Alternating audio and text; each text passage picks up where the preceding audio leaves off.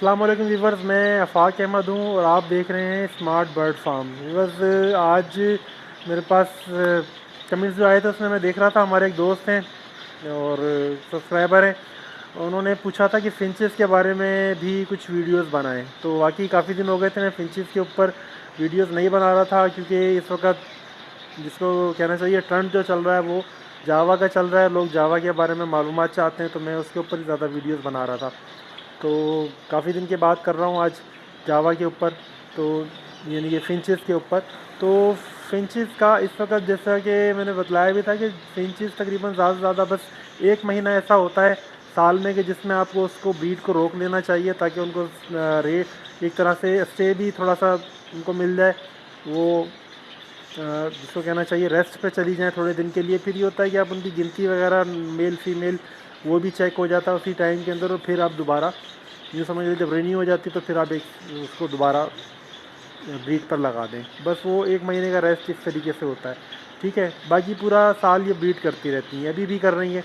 अच्छा, अब जिस तरीके से हमारे यहाँ कराची के अंदर एक दो दिन से मौसम तब्दील हुआ है, तो उसमें कुछ थोड़ा थोड़ा सा ये होता है कि कुछ इक़दाम आपको करने होते हैं परिंदों के लिए।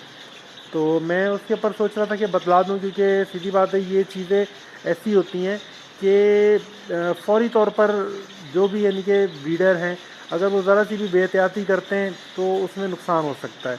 अच्छा, फिर ये होता है जो नए यानी कि फार्मर होते हैं वो, मैंने अपनी मिसाल लेके मैं कहता हूँ कि भाई जब तक नुकसान नहीं होता, जब तक बंदा अलर्ट नहीं होता, तो उससे पहले हमारी तो कोशिश होती है हम बतलाते रहें कि यार आप यानी कि इन चीज़ों से बचो, इस तरह नहीं करो। लेकिन बंदे को जब नुकसान होता है फिर उसको पता चलता है कि इस चीज़ की अहमियत क्या है।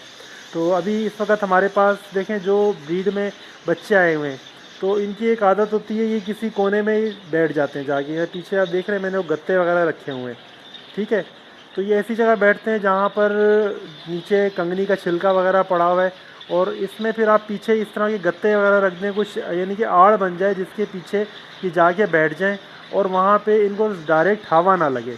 परिंदे को बेसिकली जो डायरेक्ट हवा लगती है ठंडी, सिर्फ उससे बचाना होता है। अगर सर्दी ज़्यादा भी है और हवा नहीं लग रही उसको, तो वो अपने आप अपनी गर्मी को बचा लेता है अपने जिस्म की। लेकिन अगर वो उसको हवा लग रही है तो फिर बचाना मुश्किल होता है। तो ये लोग आपने देखा होगा, परिंदे ये जो फिंचेस होती हैं ना, जब रात को ये ठंड के महीनों में सोती हैं तो ये एक साथ बिल्कुल मिल मिल के बैठती हैं। बल्कि कभी कभी ऐसा होता है दो फिंचेस ऐसे बैठी हुई, तीसरी फिंच उनके ऐसे ऊपर आके बैठ जाती है। वो बिल्कुल यानी कि एक दूसरे की गर्मी को यानी कि समझने के बचाने के लिए वो इस तरीके से बैठती हैं। ये इनका एक सोशल सिस्टम है, इस तरीके से चलता है, ठीक है। अच्छा, तो इसमें ये होता है कि आप थोड़ी सी इस चीज़ की वो ख्याल करते हुए, जैसे मेरे पास ये दाने का बर्तन है देखें, अब इसको भी मैंने तकरीबन 1-1.5 इंच ऊंचा किया हुआ है। ये जो लकड़ी वाला चकोर बर्तन है, इसके नीचे भी यूँ समझ लें छिलका रहता है ये, ठीक है ना। अब इसके नीचे देखें, अब बच्चे वो जाके नीचे बैठे हुए हैं वहाँ पर। तो ये इनको सर्दी से बचाने के लिए बड़ा एक बेहतरीन सिस्टम हो जाता है, ठीक है। ये खुद ही ऐसी जगह पर बैठ जाते हैं, दाने के भी नज़दीक रहते हैं, और अपने आप को यूँ समझ लें कि सर्दी से भी बचाए रखते हैं। ये इनका एक कुदरती निज़ाम है। तो आपने इस चीज़ का बहुत यूँ समझ लें कि छोटा सा आपने इक़दाम करना है। बाकी जो परिंदे हैं वो एक उनका जिसे कुदरती जो उनका एक सिस्टम है अपने आप को सर्दी से या मौसम से बचाने का, बाकी काम वो खुद करेंगे। आपने सिर्फ ऐसी चीज़ें प्रोवाइड कर देनी है अपनी एवरी के अंदर कि परिंदे अपने आप को बचा सकें। अच्छा, अगर यही मामला हो जाता है, यूँ समझ लें कि आपके केज के अंदर, केज में आपने फिंचेस लगाई हुई हैं यानी कि 4-5 जोड़ों का, वैसे तो इसका बेहतर सिस्टम यही होता है कि आप एक एक जोड़ा ना लगाएं। फिंच का कम से कम अगर आपने पिंजरे में भी लगाने तो 4-5 पेयर की एवरी बनाएं।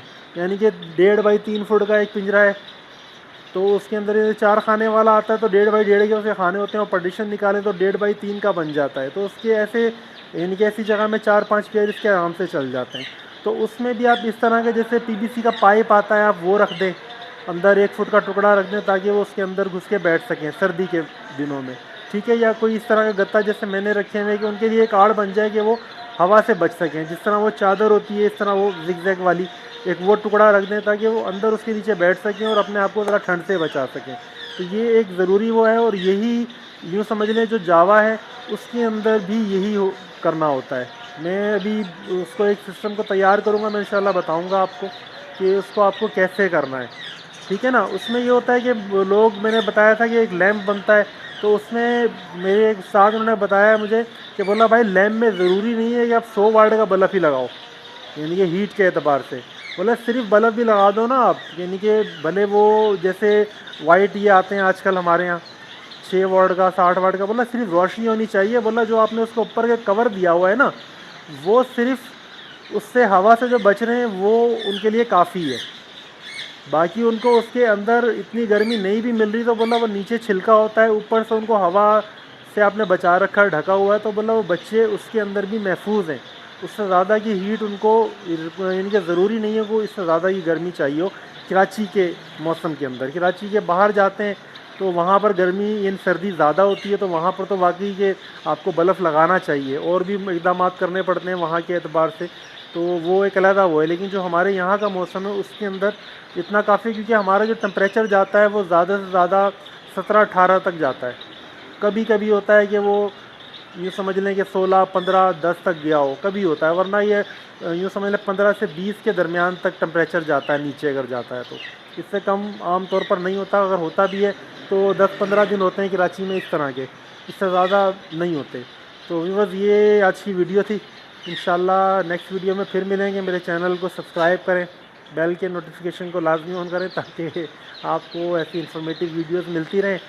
और बस दुआ करें सबके लिए भाई, जो भी बर्ड फार्मिंग में आ गए हैं और आ रहे हैं और इस टाइम काम कर रहे हैं, क्योंकि इस वक्त बाकी कारोबारी हालात, बहुत सारे लोग हैं जो परेशान हैं।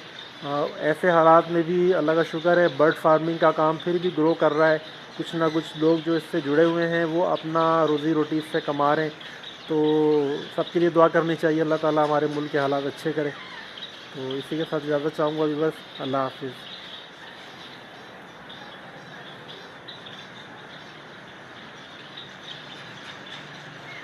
तेरी याद सताउंदी, नींदर नहीं आउंदी, ओ नींदर नहीं आउंदी, मैनू मार दी दूरी, यही मजबूरी।